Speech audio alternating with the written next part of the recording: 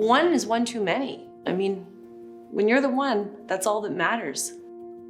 Hi, I'm Candace. My journey as a global safety advocate began in my small hometown of Miramichi, New Brunswick, when I took a step over a commonly used conveyor belt shortcut and got my foot caught in between two rollers. I ended up being tangled and stuck into that machine for about a half an hour, and somebody came and rescued me. They cut me out, and it turned out that that was the last step that I ever took with my real left foot. So this commonly used shortcut that we considered the way cost me my left leg below the knee. They put the guards back up over the walkway where I was injured at. But safety's about culture. Safety's about understanding that it's not just the conveyor belt, it's not just the step, it's the attitude, it's the training, it's the people who are choosing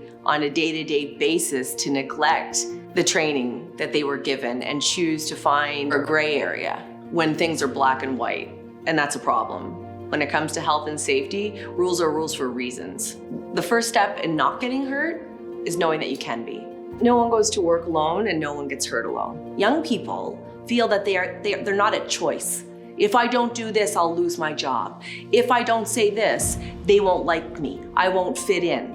I do believe that we have significantly improved from my days as a young worker, from what I see now, but there are still young people out there who go, what? I have the right to say no if I feel unsafe? Well, what if I get fired? Well, I've got an answer for that. Can't legally be fired, but if you are, chances are great you're not working for the right person anyway. That's not a great indicator of an employer that is dedicated to your health and safety. If you don't feel respected, if you don't feel included in your position, in your job, with your workforce, you won't feel empowered to say, hey, I learned to do that this way. If someone tells you, oh, well, don't listen to them, or that's none of your business, or I'm going to do it my way. Think of the trend of walking over top of the moving conveyor belt.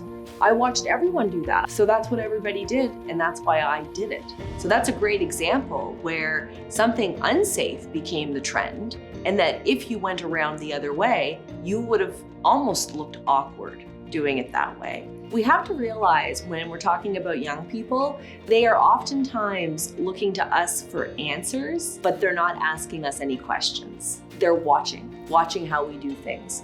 So when we talk about leading by example, it is right up there with one of the most important things that you can do to create a safe place for youth to work, for anyone, quite frankly.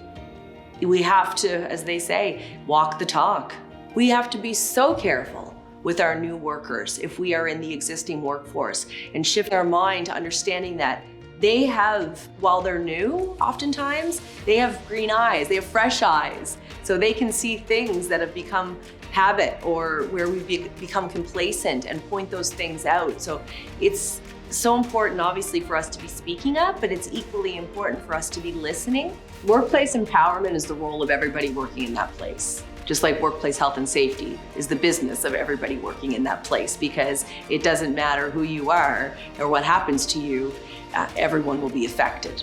I just spoke with the man last week who was telling me about a burn situation at a plant that he worked at, and the gentleman was hurt, and he said, 1,000 people got hurt at work that day.